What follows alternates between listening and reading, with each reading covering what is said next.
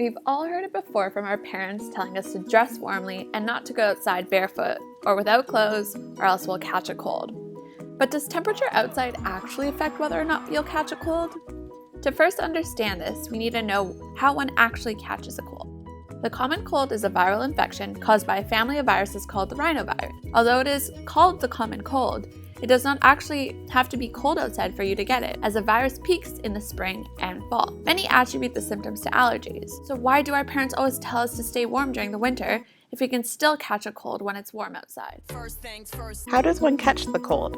The common cold is caused by viruses, and there are over 200 that can infect someone and cause them to experience cold-like symptoms, rhinovirus being the main one. The rhinovirus enjoys using the environment in our noses to build a home and replicate, almost like a family reunion.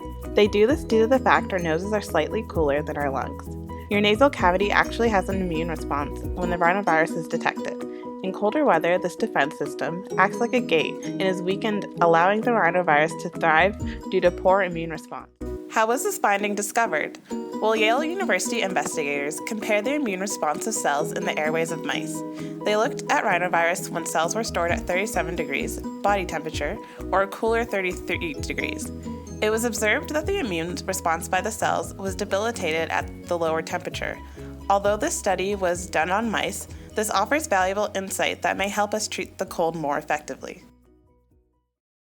Furthermore, the correlation with temperature exists because as the temperature gets lower, we tend to spend more time indoors. The more time we spend inside, the closer we'll be to people and the more exposure opportunities for the viruses to spread.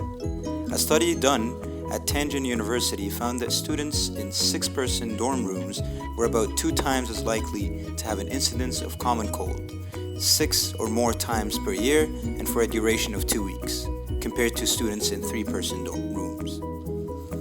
This study also manipulated air ventilation and found that poor ventilation led to individuals contracting the common cold more, and therefore could mean one may not just be at risk from direct contact with a pathogen, but also airborne transmission. The poor ventilation could cause indoor air to be dry, and this may play a role in letting aerosol droplets from a sneeze survive and flourish. So does cold weather actually make you sick? I'm sick. Well, there is some truth in this old wives' tale. Although walking outdoors barefoot, going to sleep with your hair wet, or not wearing warm clothes outdoors won't actually cause you to catch a cold, they do increase the chance of you catching a cold if the rhinovirus is present. Get over that old doubt, baby, it's cold outside.